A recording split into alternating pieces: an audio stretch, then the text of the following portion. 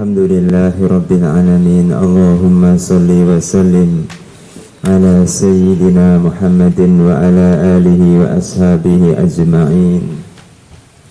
Rabbi syrah li sadri wa yassir li amri wa hlul 'uqdatam min lisani yafqahu qawli. Subhanaka la ilma lana illa ma 'allamtana innaka antal alimul hakim.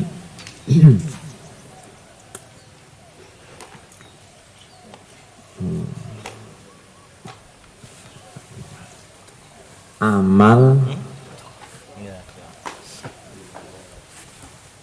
tujuannya supaya dapat pahala niku saya napa mboten? Saya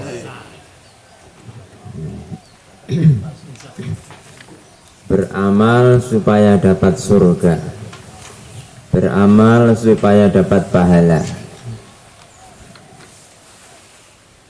Niki saya, niki ikhlas, tapi tingkatan rendah. Ini termasuk salah satu bentuk yang masih dikatakan ikhlas, beramal untuk mencari pahala, beramal supaya dapat surga. Ini ikhlas tapi tingkat rendah. Tinggal memberi sentuhan sedikit supaya ini jadi tingkatnya tinggi. Tetap tidak dirubah, beramal supaya mendapat surga, tapi bukan memandang hanya semata-mata zatnya surga itu, bukan memandang hanya semata-mata pahalanya, tapi yang dipandang adalah siapa yang menawarkan surga, siapa yang menawarkan pahala. Allah Ta'ala menawarkan surga, maknanya Allah ridho, Allah mencintai amalan-amalan untuk menuju surga itu. Allah Ta'ala lewat nabinya memberitahu kita tentang pahala-pahala amal ini, amal itu. Maknanya Allah mencintai amalan itu. Terus tetap ingin pahala, tetapi bukan melihat semata-mata pahalanya, tapi karena pahala ini adalah penawaran dari Allah Ta'ala. Pahala ini menunjukkan bahwa Allah mencintai amalan tersebut. Nah, nak ngeten iki ngendikane Rama Yairin, mangke tingkatane tinggi. Ini kenapa saya sampaikan, karena ada sebagian orang yang biasanya belajar tasawuf, belajar tarekat niku mencemooh napa? Orang yang beramal karena ingin dapat pahala niku dicemooh. nggih. Pernah dengar? Pernah sering. Ngamal kok njaluk ganjaran. Ngamal ya karena ridhone Allah. Jarene ngoten.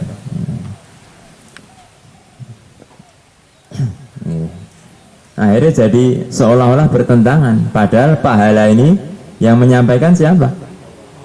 Allah Ta'ala lewat Rasulullah Sallallahu Alaihi Wasallam. Nah, untuk menggabungkannya ngoten niku wau. Kalau untuk nyari pahala saja nggih pun ikhlas, tapi tingkatan rendah.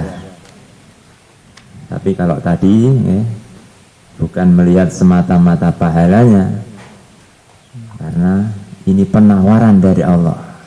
Allah menawarkan pahala di balik amal ini, berarti Allah mencintai amal ini. Orang meluruskan sof akan diberi fadilah ini, berarti lurusnya sof dicintai oleh Allah. Ku kerjakan sambil dibayangkan fadilahnya dihadirkan. Ngoten nggih. Makanya niki pesan Romo Yairien, idealnya dalam setiap pertemuan majelis masail ini ada penyampaian sedikit fadilah.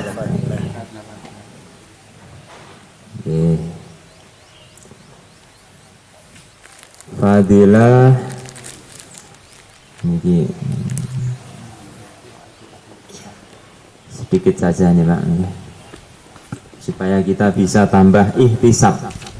Syarat seseorang mendapat keutamaan yang sempurna dari sebuah amal ada dua. Yang pertama imanan, kemudian yang kedua ihtisaban.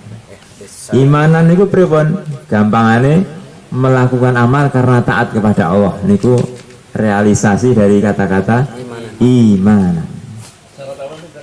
Syarat seseorang mendapat fadilah yang sempurna dari sebuah amal ada dua. Yang pertama imanan, makanya Nabi bersabda man qoma Ramadan imanan wa ihtisaban ghufira lahu ma taqaddama min dzambi, dan banyak riwayat lain. Imanan ini maksudnya amal itu kita kerjakan karena Allah. Bagaimana tidak karena Allah? Yang menggerakkan kita bisa amal ini juga Allah. Yang membuat kita mulai dari kepingin, kemudian digerakkan hati kita, kemudian dilangkahkan kaki kita, diberi kesehatan, ini semua Allah. Pahala pun yang memberi, yang bisa memberi hanya Allah. Maka tidak ada kata lain kecuali amal ini pun diniatkan karena Allah Ta'ala. Ini pertama. Kemudian yang kedua, amal itu harus didasari ihtisaban. Ihtisab niku mengharap kebaikan dari Allah di balik amal tadi. Amal bukan sekedar rutinitas, terus tidak yakin, tidak, tetapi amal disertai keyakinan bahwa saya akan dapat macam-macam kebaikan dari Allah di balik amal ini. Ihtisab. Nah, ihtisab ini akan semakin besar kalau kita banyak tahu fadilah. Ihtisab ini akan semakin besar kalau kita tahu banyak fadilah. Makanya taklim fadilah amal.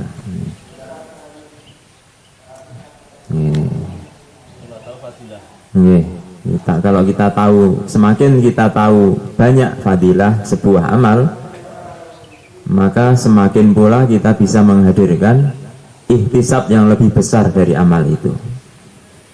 Terus dikelompok nih hafalan-hafalan tentang fadilah amal itu, ketika kita mau beramal dikumpulkan, terus dihadirkan di hati sambil kita beramal niku ihtisab. Minimal ihtisab nek mboten apal fadilah wong iki perintah Allah, mesti di balik ini ada keridhaan Allah, ada janji-janji kebaikan dari Allah. Mun ngoten niku mun minimal ihtisab. Ora mungkin ngamal perintah Allah kok ora oleh apa-apa.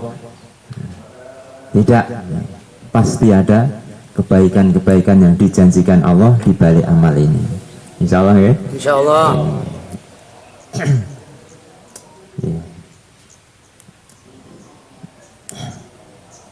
Pahala orang yang menjaga sholat sunnah 12 rakaat sehari dan semalam. Satu hadis saya bacakan. Pahala bagi orang yang menjaga hafadh. Kalau hafidho niku menjaga, kalau hafadho niki bahasa Arab niki memang terus. Kalau hafidho niki artinya menjaga, tapi kalau hafadho niki artinya sungguh-sungguh menjaga.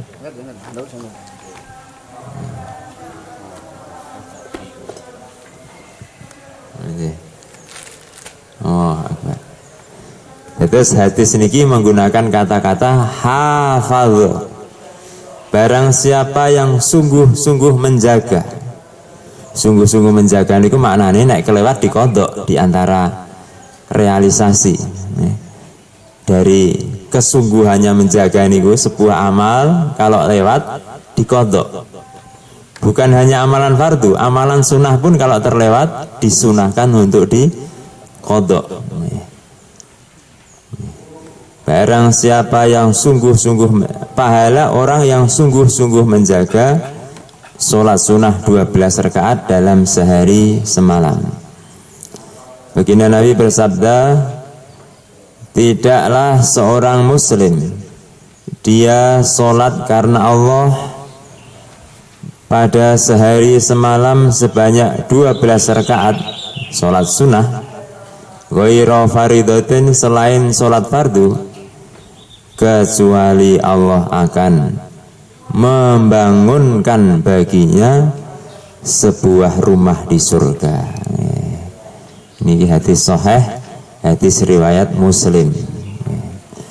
Dalam riwayat Tirmidzi ditambahi keterangan tentang 12 rakaat niki napa mawon.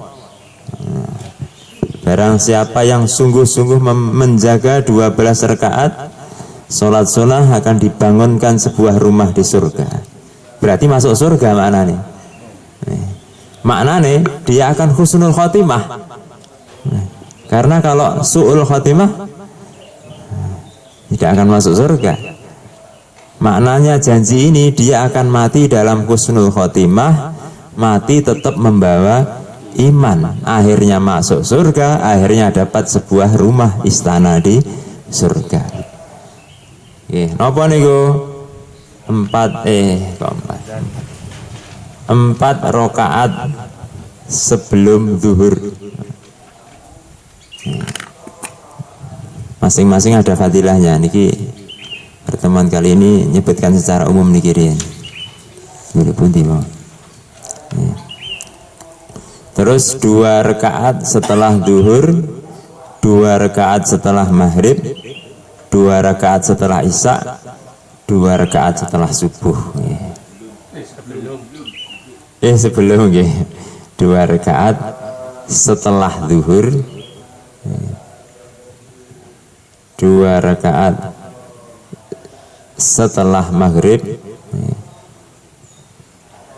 2 rakaat setelah isya, 2 rakaat sebelum subuh. 4 tambah 8, 12. Niki hadisnya hadis sahih. Biasanya sing dereng niki 4 rakaat sebelum zuhur niku. Dikodok, Pak. Mboten, kalau qobliyah terus kita letakkan setelah niku hukumnya belum kodok, bukan kodok, masih ada itu hanya. Misal kita datang terlambat, ketika kita datang ke masjid sudah sholat zuhur, padahal kita mau ini 4 rakaat, memang kerjakan setelah selesai sholat zuhur, dan ini kata para ulama hukumnya masih hukum adaan. Bukan kodoan, bukan. Mengkodok sholat fardu termasuk sholat sunnah.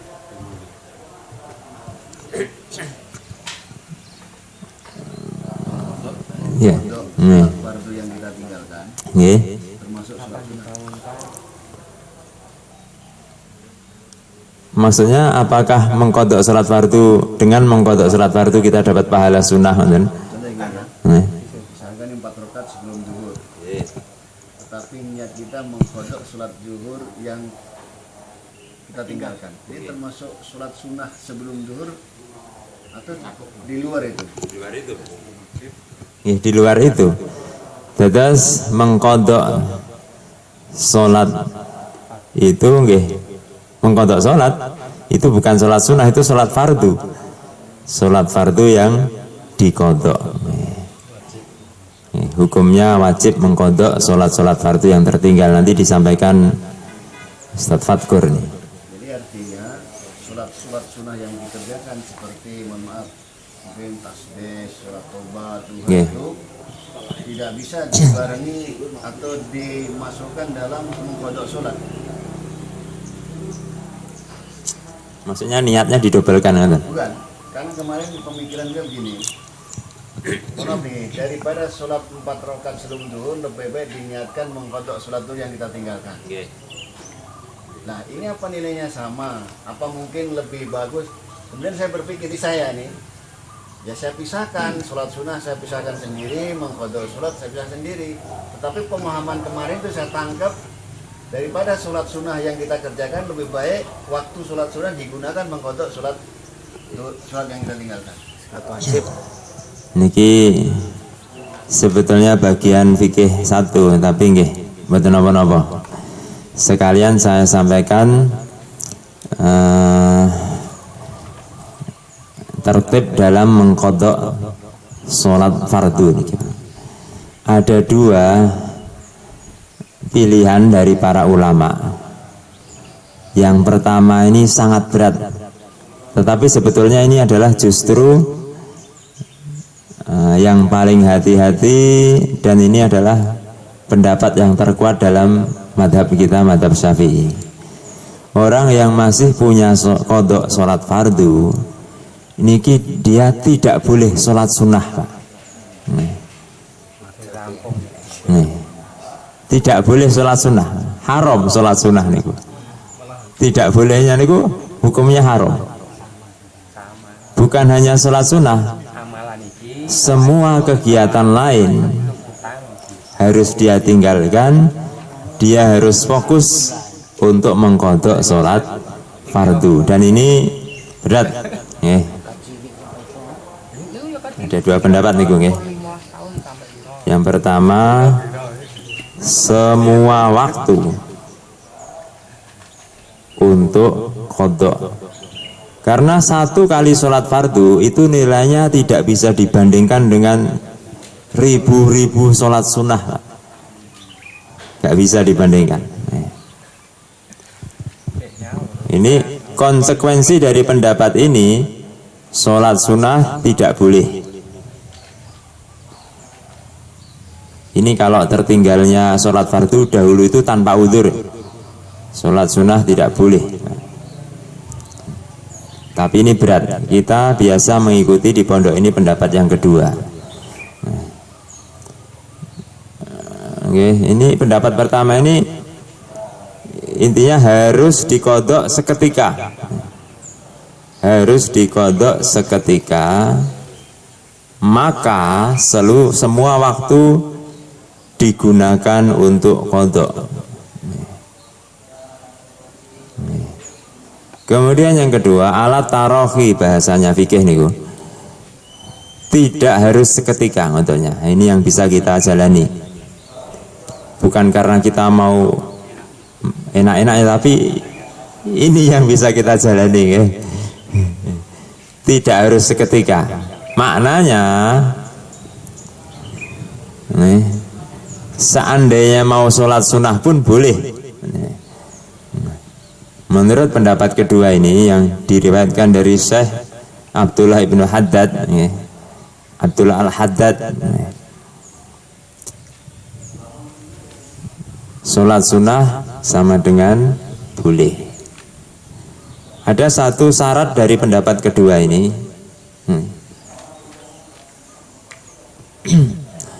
Tidak harus ketika ya. Tadi ini ada simpan hidup segan mati tak mau. Belum betul. Buat apa? Mugi-mugi matane tertinggal. Oke.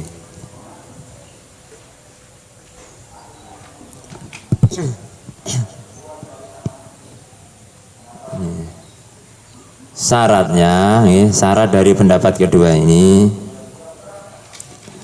orang tersebut tidak boleh meremehkan, menganggap enteng, meremehkan urusan qadha sholat niki.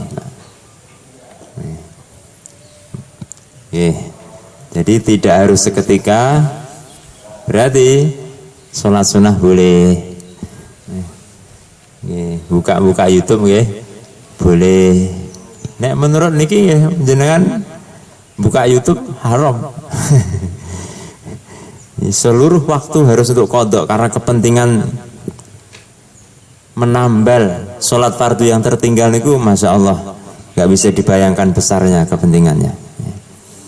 Tapi arahannya dari pondok kita, walaupun kita ikut pendapat yang kedua, tetap sebaiknya sholat sunnah ditawakuf dulu.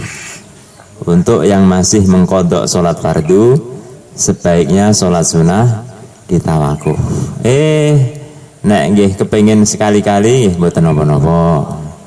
Tapi sebaiknya semua sholat sunnah kita alihkan menjadi sholat wajib kodok niki, kodok sholat fardu. Konsentrasi membayar utang dulu. Konsentrasi mbak. Sholat sunnah niku fungsinya nambel kekurangan sholat fardu. Ada sholat fardu lubang cacat ditempel dengan sholat sunnah. Dan niki sholat fardunya aja belum ada.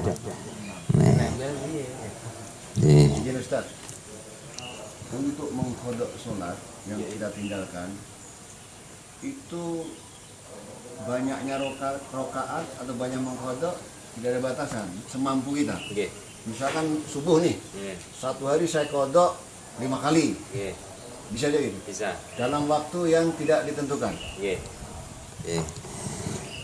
Lah praktek dalam mengkodok ini tertibnya bagaimana? Niku diserahkan ke pribadi masing-masing.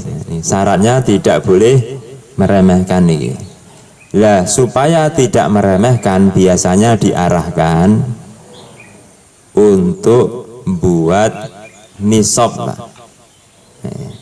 Supaya kita tidak dianggap meremehkan, kita mesti membuat rancangan. Nisab mengkodok, misal setiap subuh yang ngodok subuh, setiap duhur ngodok duhur, setiap asar ngodok asar juga, terserah kemampuannya berapa. Atau ada juga yang subuh dulu selesaikan sampai habis itu baru duhur, dihitungi, punya hitungan 1, 2, 3, 4, 5 ini santri-santri ngoten niku. Kalau kita mengkodok sholat subuh, Dari semalam 1 kali 24 jam, J. bisa 20 sanam. Berarti kan 16 hari sudah 360, berarti sudah 1 tahun tuh Pak. J. Terus modulasi subuh lagi sampai umumnya 5 tahun kan begitu. J. Intinya dulu. J. Ngoten nggih saged, J. Tertibnya diserahkan ke masing-masing, J. Niatnya nawa itu atau usul. Nawa itu nggih angsal, tetapi biasanya usoli. Usoli fardul subhi qadaan lillahi ta'ala. adaan diganti Usoli fardulnya harus niki, ini sebetulnya bukan niat itu di hati letaknya. Nggih. Para ulama yang menganggap baik kata-kata usoli, mereka tidak pernah mewajibkan kata-kata ini. Tapi mereka mengatakan tidak bisa dipungkiri bahwa kata-kata akan membantu kehadiran hati. Usoli fardul subhi qadaan lillahi ta'ala. Tanpa lillahi ta'ala nggih mboten napa-napa. Kalau enggak bicara lillahi ta'ala apa terus tidak lillah? Tetap lillah. Tetapi kenapa para ulama menganggap bagus tetap ditambahi lillahi ta'ala? Supaya mendohirkan, menampakkan makna ikhlas.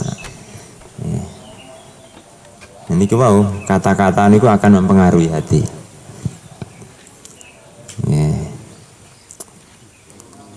Ngoten nggih. Oh, masih dalam itu di pondok kalau pas Ramadan waktunya tarawih itu santri-santri yang punya kodokan sholat dikumpulkan dan mereka bikin jamaah sendiri, bukan tarawih tapi jamaah kodokan. Rencang-rencangnya yang lain tarawih, mereka yang masih punya kodok niku Kodok berjamaah.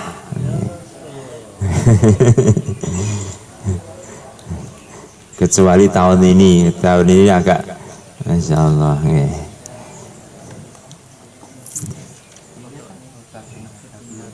Sekap kita kembali ke bab kita. Sampun niki?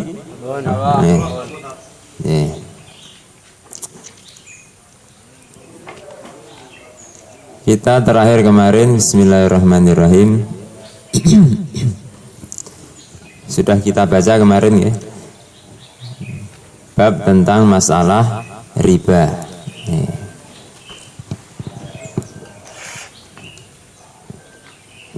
Niki pada ditulis sampun?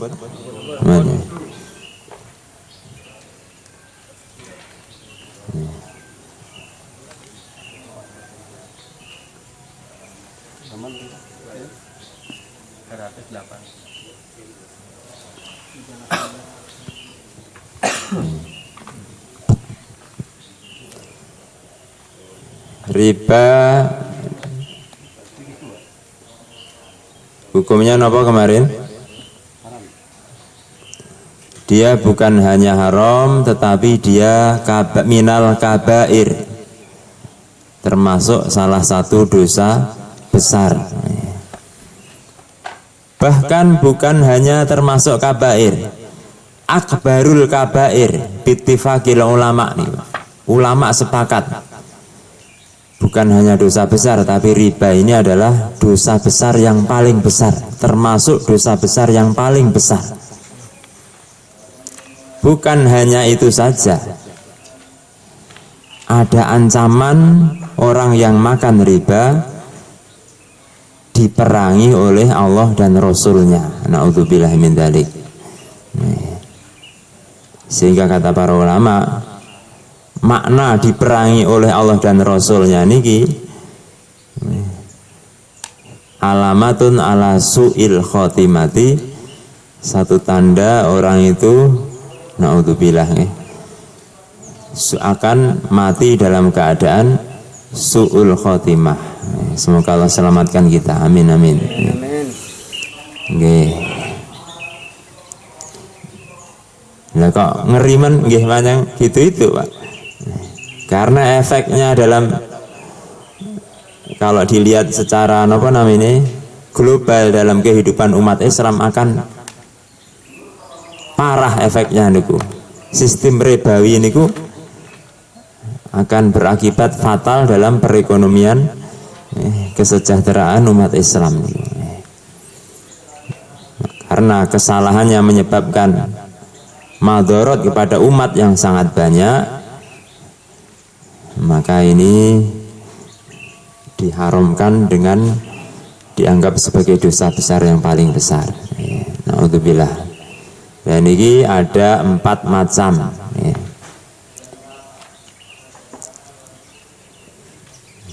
Satu namanya riba fadl. Satu, dua, tiga ini mudah dihindari sebetulnya. Yang nomor 2 namanya riba nasa. Yang nomor 3 namanya riba yad.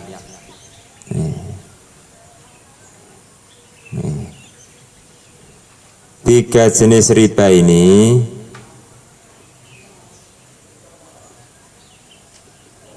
terjadi jika terjadi hanya, Pak, kemarin sudah dicatat nih, yang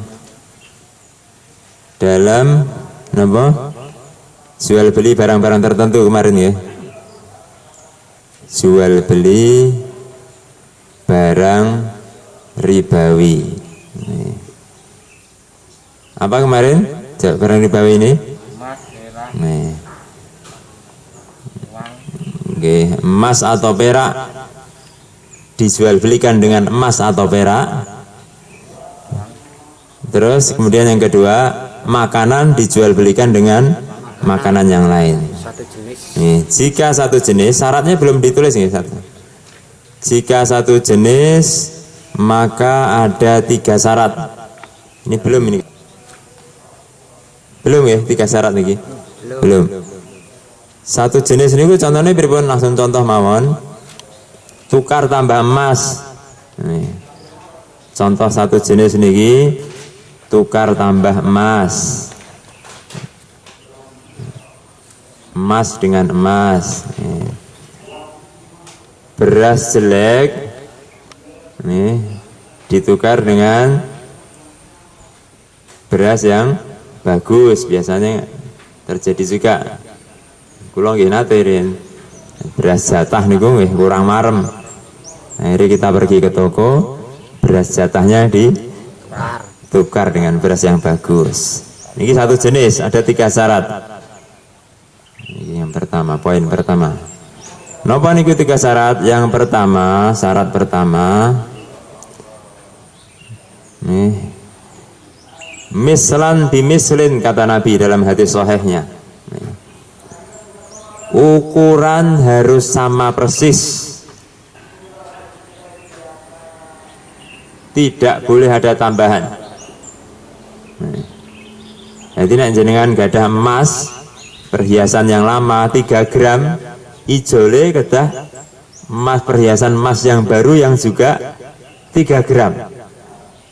Mboten asal tambah duit, mboten asal tambah ini itu, nggak boleh. Mungkin toko mana yang mau? Toko bapaknya sendiri mungkin. Ukuran harus sama persis, tidak boleh ada tambahan pada salah satu sisi.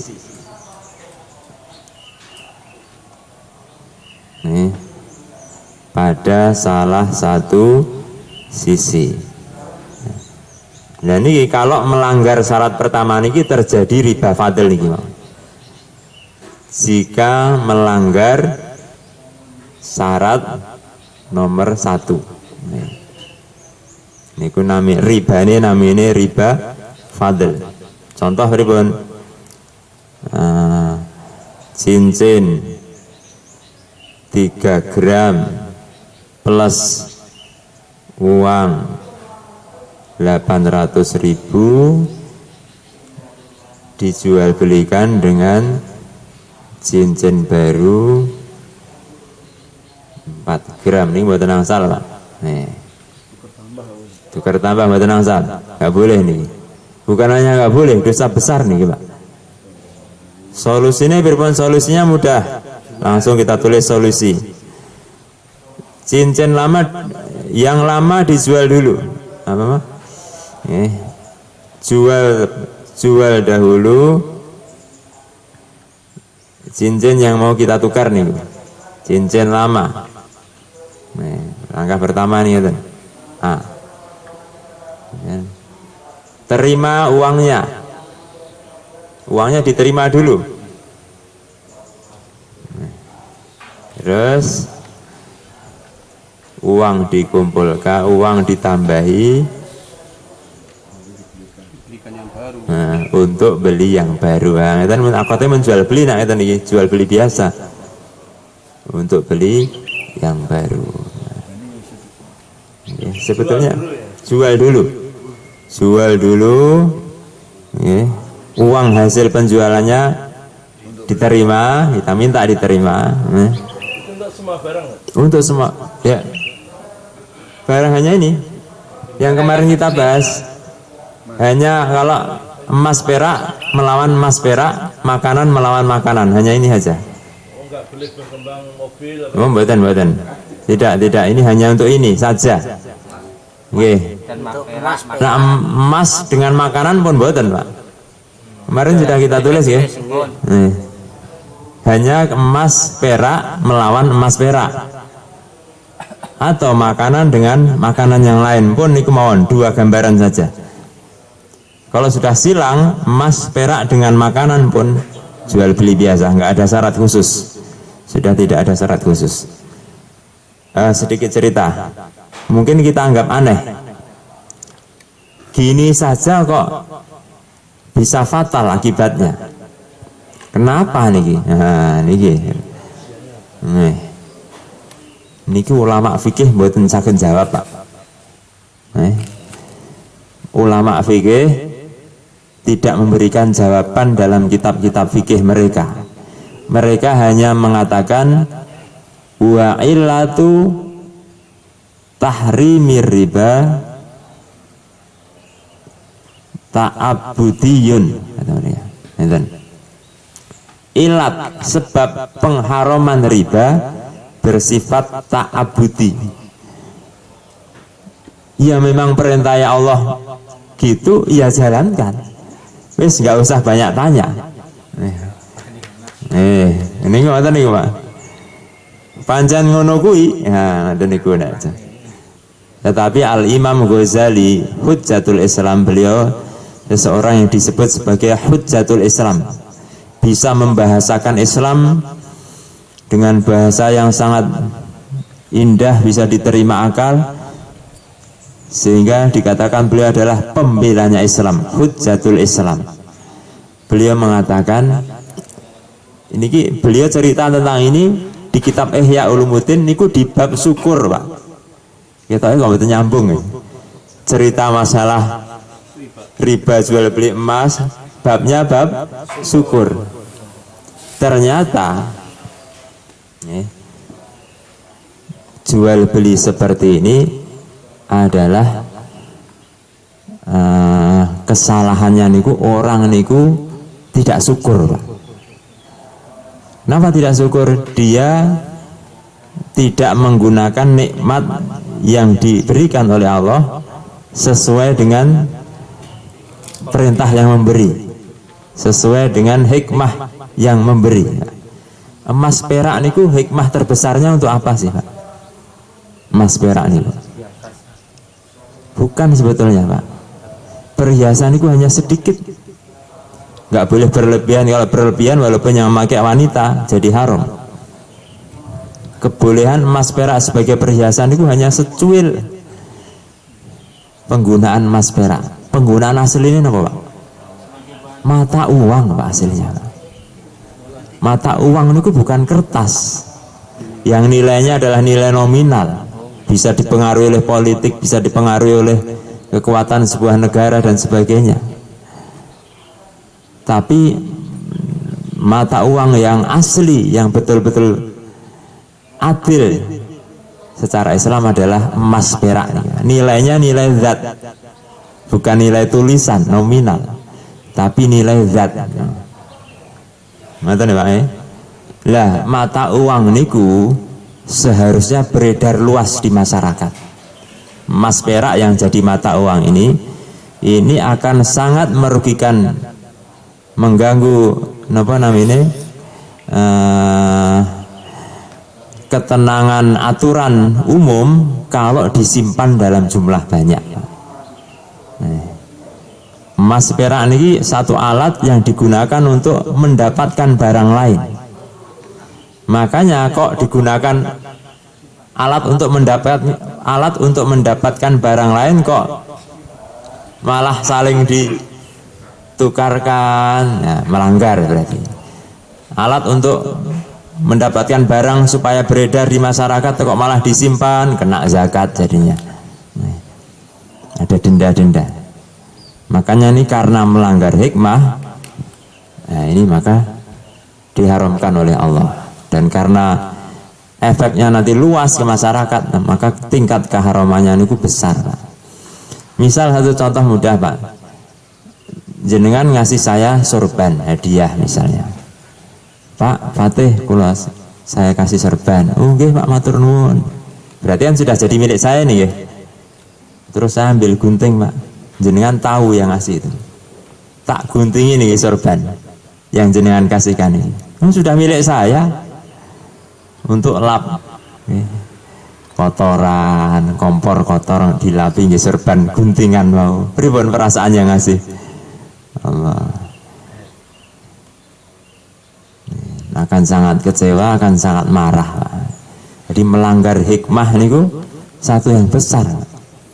Makanya karena melanggar hikmah maka diharamkan. Ngoten ya. Ini syarat pertama, ukuran harus sama persis, dan ini nggak mungkin bisa. Kenapa dibikin syarat yang nggak mungkin bisa dilaksanakan? Memang supaya nggak begini. Supaya nggak ada yang melakukan begini. Akhirnya dibikin syarat yang nggak nggak bisa dilaksanakan. Syarat yang nomor 2, dalam akad, apa ditulis Rin? Badi kula hapus, biar agak ke atas tulisannya nanti.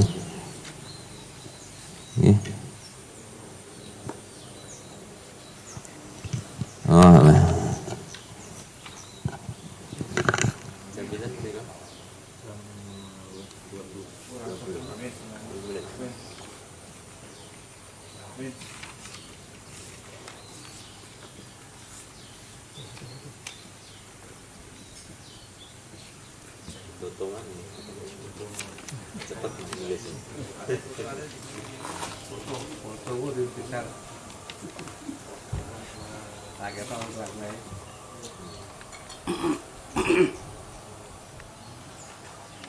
jadi yang difoto ulapi tulisannya. Tanya Pak Ustadz, kemarin saya masih gagal paham tentang pembelian motor kes 10 juta. Pilihan pertama, pilihan kedua motor kredit menjadi 13 juta dalam 1 tahun. Ini milih salah satu sah atau riba? Sah. Pilih yang kedua sah. Sah. Oh iya. Jadi saya memilih kredit yang menjadi 13 juta dalam 1 tahun.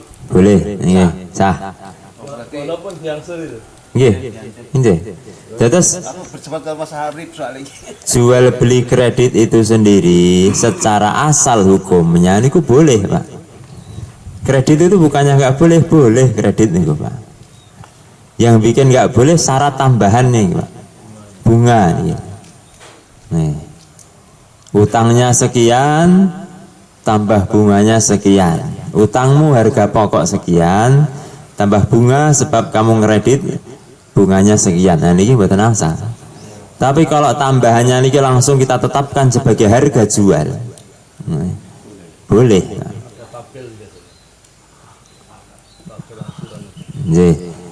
Terus ini kan ada 2 pilihan. Ini kalau kamu cash 10 juta, kalau kamu kredit setahun, nanti jatuhnya 13 juta.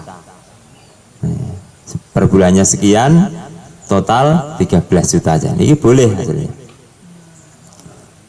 Kalau utang bank itu berarti hukumnya haram ya? Nggih. Siap, niki sedikit lagi niki. Tadi itu yang nggak boleh niku begini. Kamu mau kredit setahun.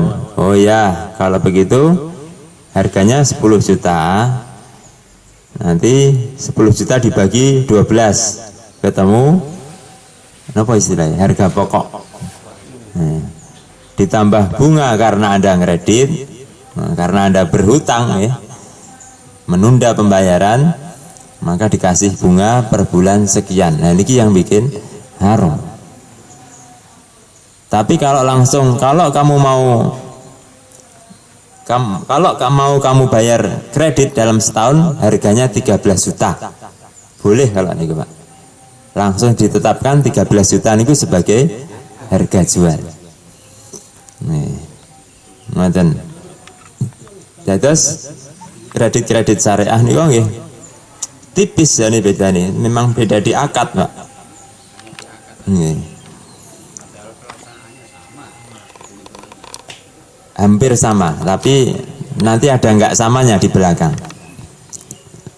Kalau yang kredit konvensional yang berbunga itu, nanti kalau kita cepatkan bayar, aslinya perjanjian awal dibayar setahun, tapi kalau misal Bapak bisa melunasi dalam 8 bulan, ya berarti bunga bulan 9, 10, 11, 12 tidak perlu Bapak bayar. Ya, dan biasanya orang seneng ini Pak, diiming-imingi seperti itu. Tapi kalau yang syariah walaupun dicepatkan bayar ya tetap 13 juta. Itu harga jualnya jadinya. Ngoten nggih. Nah kalau pinjam uang 1 juta nanti kredit mengembalikan 10 bulan jadinya 1.200.000 gimana itu? Nah, niku yang nomor 4 makai dereng Pak nggih. Nggih. Nggih. Nggih. Lagi kan dari belakang no. Nggih. Nggih. Terus jual ambil untuk berkorban dengan harga otomatis kan kalau biasanya korban harganya tinggi. Ini hukumnya bagaimana? Ya betul apa-apa Pak. Niku jual beli biasa karena permintaan meningkat. Kita naikkan harga, monggo. Yang penting tuku gelem. Iya, panjenengan badhe tanglet. Ini cerita asuransi ini, mencoba. Kami bayar asuransi selama 7 tahun, 1 bulan 500 berarti 1 tahun 6 juta. Nggih. 6 juta kalau kali 7 42 juta. Nggih. Ketika masanya 7 tahun itu ada perjanjian dikembalikan. Ternyata dikembalikan hanya 50%. Jadi bagaimana hukumnya orang bank dengan kita? Nggih. Padahal saya membayar 42 juta. Ketika sudah habis 7 tahun saya ambil uang saya itu yang 500 itu. Jadi kembalian hanya 20 juta kurang malah. Ya terus sisanya temu ndi? Nah itu ya orang bank ini, saya pun heran juga. Pusing juga kepala kita dibuat itu.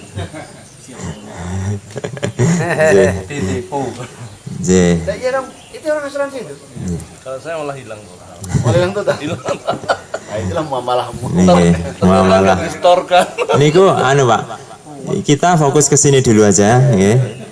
Niku nanti yang banyak terjadi masalah seperti itu yang nomor 4, riba yang nomor 4 nya riba ada 4 ini baru 1 2 3. 1 2 3 yang hubungannya dengan ini Pak. Ukuran harus sama persis. Nanti akan sampai. J. Iya Ustaz. Jadi maksud yang saya tanyakan, saya termasuk riba tidak? Itu aja. Nggih. Inti pertanyaan itu. Padahal kita dirugikan. J. Karena saya ditakuti anak saya, itu apa-apa riba itu asuransi. Oh iya juga kan, cuma saya nggak tahu. J. Memang asuransi yang seperti itu masuk riba nanti misalnya. Nah kalau kita ikut ya dengan ikut ya berarti kita mensukseskan niku mau Pak. Kayak ada pencuri, monggo niki pedangnya silahkan dipakai. Mau merampok ya ini goloknya. Dan itu dapat bagian Pak. Nah kalau sudah terlanjur lain lagi, ya, sudah terlanjur ya, jangan diteruskan. Jangan diulangi. Itu ayat di surat Al-Baqarah ayat-ayat terakhir itu apa namanya sahabat ini hampir banyak yang ketika zaman jahiliyah memang terlibat praktek seperti itu dan sudah terlanjur sebagian diambil, tapi ketika Islam datang yang sudah diambil ini bukan disuruh memusnahkan, tapi yang belum diambil, yang sudah ketika aturan pengharaman datang yang sudah lewat-lewat belum diambil ini ya sudah tinggalkan saja. Nah kalau masih nggak mau meninggalkan, nah ini baru ancaman yang paling ngeri di situ itu. Fa'ilam taf'alu fa'dzanu biharbin. Umumkan perang minallahi wa rasulih dengan Allah dan Rasulnya. Jih, riban Pak? Hubungannya dengan emas. Nggih. Saya pernah nabung berupa emas. Nggih. Misalnya emas harganya 400.000 per gram. Nggih. Saya nabung 1 juta uang. Berarti dihargai 2,5 gram. Nggih. Terus ketika saya ngambil, harga emas itu naik menjadi 600. Berarti saya ngambil menjadi 1.500.000 kalau saya ambil semuanya. Itu tuh masuk riba apa enggak? Nah, niki mangke niki Pak. Ditunda yang ini. Ini ditunda niki. Nah ini lah Pak. Kalau uangnya bukan uang emas, di antara akibatnya jadi begini, terjadi ini naik turun begini. Ada inflasi, ada macam-macam. Jadi, ini mohon maghrib, napa di break riyen? Atau mungkin satu pertanyaan lagi. Oh oke, kalau ini yang membahas masalah jual kroto, kalau ini Kak. Jangkrik untuk makanan burung atau kroto. Niku Mas Saudara Muhammad. Kan kemarin kita tulis syarat-syaratnya nggih. barangnya suci, bermanfaat. Lah itu oleh para ulama kita mazhab Syafi'i dianggap barang yang tidak bermanfaat, maka tidak boleh. Nah, nih jaring titik loh niki, jaring titik ada solusi. Maka tidak boleh.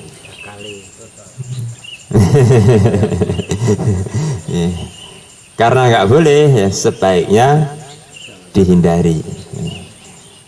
Tetapi ini kalau misalnya tidak bisa dihindari, masih ada banyak ulama yang membolehkan juga. Dalam mazhab Syafi'i pun bisa dibikin cara dengan yang kemarin saya katakan naklul yad, enggak Pak? Memindahkan kekuasaan, seperti kalau kita ingin mendapatkan pupuk kandang kalau ingin.